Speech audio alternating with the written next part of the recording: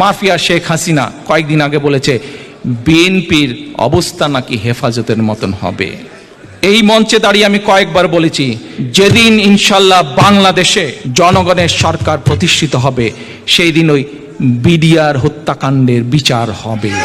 আজ শেখ হাসিনা স্বীকার করে নিল যে হেফাজতে যে মানুষগুলোকে সেদিন হত্যা করা হয়েছিল সেই হত্যার নির্দেশদাতা সে।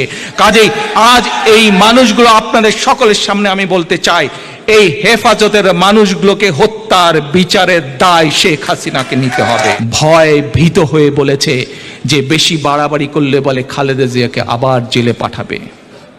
আজ শেখ হাসিনা যেই কথা বলেছে খালেদা জিয়াকে জেলে পাঠাবে, প্রতিটি মানুষের কাছে আমি শুধু একটি কথা বলবো, শেখ হাসিনার এই জবাব আমি দেব না। হাসিনার এই কথার জবাব বাংলাদেশের মানুষ তাকে দেবে।